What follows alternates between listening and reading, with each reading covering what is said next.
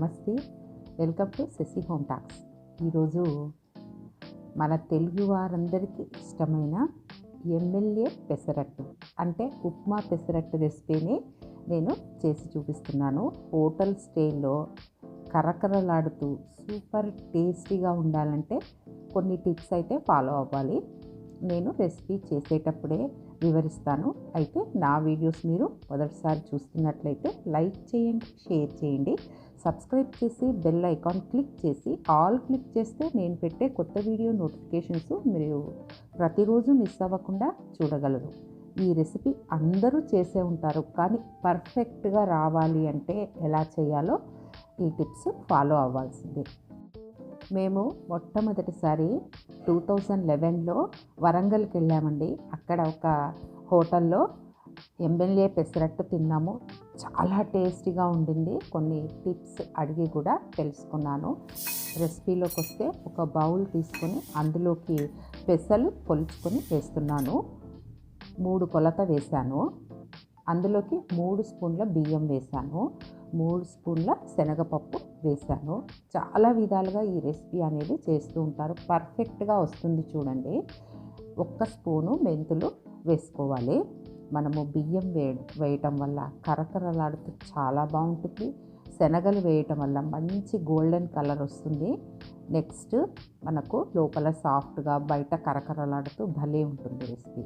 ఆ తర్వాత బాగా కడిగేసి ఉదయం నానబెడితే సాయంకాలం మిక్సీకి వేసుకోండి. రాత్రి నానబెడితే ఉదయం మిక్సీకి వేసుకోండి. అంటే ఒక 8 నుంచి 10 గంటలు నానబెట్టుకోండి. నేను రాత్రి నానబెట్టాను, ఉదయం లేచాక మిక్సీకి వేస్తున్నాను. బాగా నానాయి చూడండి. వారానికి ఒక్కసారైనా ఈ పెసరట్టు తింటే అంత బలం వస్తుంది, పొట్ట కూడా శుద్ధి అవుతుంది. నానిన వీటిని మిక్సీ జార్లోకి వేసుకొని 1 ఇంచు అల్లం ముక్కని కట్ చేసి వేసి 1 స్పూను జీలకర్రను వేసి మిక్సీకి పట్టుకోవాలి. ఆపుతూ పట్టుకోండి. మీకు చాలా బాగా వస్తుంది రెసిపీ. మంచిగా మన మసాలా దోశలు వచ్చినట్టుగా వస్తాయి. ఇది పులియాల్సిన అవసరం లేదు.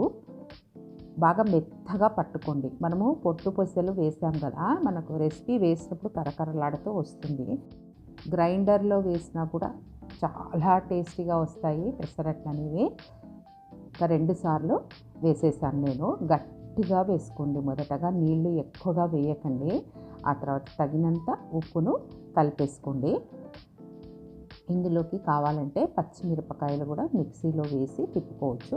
నేను పచ్చిమిరపకాయలు ఈరోజు వేయట్లేదు. అది మన ఇష్టం అన్నమాట. ఎలా అయినా మనకు అనుకూలంగా మార్చుకోవచ్చు. కానీ మెయిన్ ఇంగ్రీడియంట్స్ అనేవి మనము ముఖ్యంగా వేస్తూ ఉండాలి. బాగా కలపాలి. బాగా కిలక్కొట్టినట్టు చేయాలి, కలుపుకోవాలి బాగా. అప్పుడే బాగా మనకు లోపల గాలి అనేది దూరి రెసిపీ అనేది సూపర్గా వస్తుంది. నెక్స్ట్ స్టవ్ వెలిగించేసి ఒక బాండలు పెట్టాను. అంటే ఉప్మా చేయటానికి. ఈరోజు బాంబే రవ్వతో ఉప్మా చేస్తున్నాను. బాంబే రవ్వతో చాలా బాగుంటుంది ఉప్మా పెసరట్టు. అప్పుడప్పుడు వరి నూకతో కూడా చేసుకోండి, చాలా బాగుంటుంది. అంటే మారుస్తూ ఉండొచ్చు, ఒకే రకంగా కాకుండా. బాగా డ్రై రోస్ట్ చేసుకోవాలి, బాగా వేగాలి రవ్వ. ఆ తర్వాత ఇందులోకి ఒక 1½ స్పూను జీలకర్ర వేసి మరి వేయించండి. అంటే రవ్వకు తగినట్టుగా వేసుకోవాలి మనము జీలకర్ర అనేది. మంచి స్మెల్ వచ్చి ఉప్మా అదిరిపోతుందంటే టేస్ట్. ప్లేట్లోకి మార్చుకోవాలి. నెక్స్ట్ అదే బాణట్లోనే నూనె వేసేసి, కాస్త ఎక్కువగానే పడుతుంది ఉప్మాకి, అప్పుడే టేస్ట్ అనేది అదిరిపోతుంది. అందులోకి 2 స్పూన్ల శనగపప్పు, కొంచెం ఆవాలు, కాస్త చీల్చి కట్ చేసిన పచ్చిమిరపకాయలు ఒక 3, ఆ తర్వాత చిన్న అల్లం ముక్కని సన్నగా కట్ చేసి ఆ అల్లాన్ని కూడా వేసేసి, ఎమ్మెల్యే పెసరట్టు కదా, జీడిపప్పు తప్పనిసరిగా వేసుకోవాల్సిందే. ఇంకా కరివేపాకు, అన్నింటినీ కలిపి దోరగా వేయించుకోవాలి. మంచి సువాసన వచ్చేదాకా వేయించుకోవాలి. నెక్స్ట్ మనము ఈ వేయించి ఉంచిన రవ్వని కూడా వేసేసి బాగా వేయించండి. కాసేపే పడుతుంది, మొదట వేయించాం కదా. ఆ తర్వాత ఉప్మాకి తగినంత ఉప్పుని వేసేసి మరి కాస్త వేయించండి. సూపర్ కలర్ వస్తుంది. ఇలా చేస్తే ఉప్మా ఉండలు కట్టకుండా చాలా బాగా వస్తుందండి. చాలామందికి ఉప్మా చేయాలంటే అలా ఉండలు ఉండలు ఉండలు ఉండలు ఉప్మా కనిపిస్తుంది. అలా కాకుండా ఇలా చేసి చూడండి. సాధ్యమైనంత వరకు 90% ఉండలనేవి అవాయిడ్ అయిపోతాయి. ఇంకా ఈ ఉప్మాకి మాత్రము 1:4 రేషియోలో నేను నీళ్లు వేస్తున్నాను. ఖచ్చితంగా అయితే 1:4 రేషియోలో కావాలి ఈ ఉప్మాకి. అయినా కూడా మనకి జోరుగా ఉండదు, కరెక్ట్గా సరిపోతుంది. మీరే ఆఖరి దాకా వీడియో చూస్తే తెలుస్తుంది. మొదట 3 వేసాను, తర్వాత కలుపుతూ రావాలి. కొంచెం ఓపికగా హైలో పెట్టకుండా సిమ్లో పెట్టి ఉప్మాను చేసుకోవాలి. ఈ ఉప్మా కూడా టేస్టీగా ఉండాలండి. అప్పుడే ఉప్మా పెసరట్టు అనేది అద్భుతంగా ఉంటుంది టేస్ట్. కొంచెం కలుపుతూ వచ్చాను. నేను వేడి నీళ్ళను వేసాను, అంటే వేడి నీళ్ళనే వేసుకోవాలి. కెటిల్లో కాచి ఉంచుకున్నాను. ఈ పక్క స్టవ్లో గిన్నెలో కాచుకొని ఉంచుకొని నెక్స్ట్ కలుపుకోవచ్చు అనమాట. చల్లనీళ్ళు వేయకండి. చల్లనీళ్ళు వేస్తే ఉప్మా సరిగా రాదు. చూడండి, ఈ కన్సిస్టెన్సీలో ఉప్మా వచ్చింది, ముద్దగా వస్తుంది. గరిటెతో మనం ఇలా తీసుకుంటే బౌల్ లాగా రావాలి. ఆ తర్వాత పైన 1 స్పూన్ నెయ్యి వేసి అలా మొత్తం స్ప్రెడ్ చేయండి, గరిటెతో కానీ ఇలా స్పాచులాతో కానీ. అప్పుడు ఆ నెయ్యి అంతా లోపలికి అలాగే దిగుతుంది. సర్వ్ చేసేటప్పుడు ఒక్కొక్క స్పూన్ తీసి పెసరట్టు మీద అలా వేస్తూ వస్తే నెయ్యి వాసనతో గుమగుమలాడుతూ పెసరట్టు భలే వస్తుంది. ఇప్పుడు గట్టి పెన్నం, క్యాస్ట్ ఐరన్ పెన్నం వాడుతున్నాను. దానికి వేడి చేసే ముందు నూనె పట్టించి తర్వాత స్టవ్ వెలిగించేసి స్టవ్ మీద ఈ పెన్నాన్ని పెట్టండి. అప్పుడు మీకు ఎప్పుడు అట్లు వేసినా కూడా, దోశలు వేసినా కూడా బాగా లేస్తాయి దోశలు.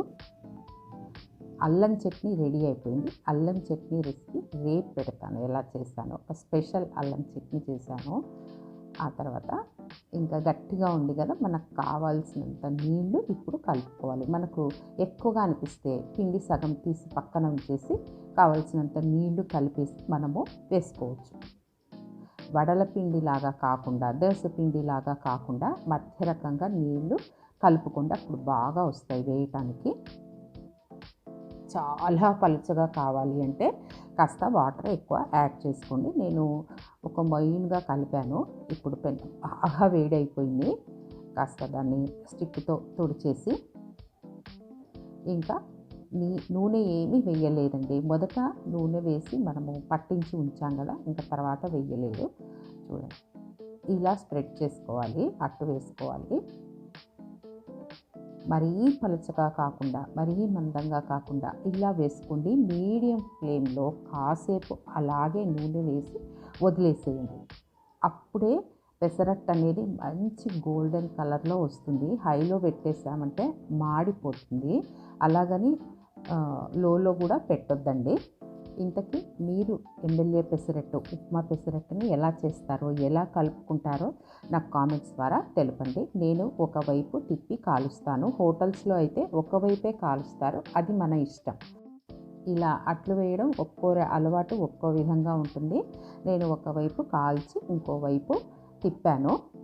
ఇప్పుడు మరీ తిప్పేసి, ఇప్పుడు మనకు గుమ్మలాడే ఉప్మా రెడీ అయిపోయింది కదా, అది ఆ పక్క రెడీ అయిపోయింది స్టవ్లో. ఇప్పుడు సన్నగా తరిగిన ఉల్లిపాయలు, సన్నగా తరిగిన పచ్చిమిరపకాయల్ని అలా చల్లేసాను. ఉప్మాని అలా పెట్టేసి ఇంకా అట్టుని అలా మూసేసి సర్వ్ చేయండి. అదిరిపోతుంది టేస్ట్ అంటే. ఇలా చేసిస్తే ఎవరైనా తినరా అని అంటారా మీరు కూడా ఇలా ట్రై చేసి చూడండి. అల్లం పచ్చడి అయితే భలే టేస్టీగా ఉందండి. కాస్త కొత్తగా చేశాను, అది ఎలాగో నెక్స్ట్ వీడియోలో మీకు చూపిస్తాను. మీరు ఎంత కొలత వేస్తారో, ఎలా వేస్తారో నాకు తెలుసుకోవాలని ఉంది. ఇది వరకు చేసిన పెసరట్టుకి 10 లక్షల వ్యూస్ వచ్చిందండి. దీనికి కూడా నేను ఎక్కువగానే ఎక్స్పెక్ట్ చేస్తున్నాను. నచ్చితే లైక్ చేయండి, షేర్ చేయండి, సబ్స్క్రైబ్ చేసి బెల్ ఐకాన్ని క్లిక్ చేయండి. Thank you.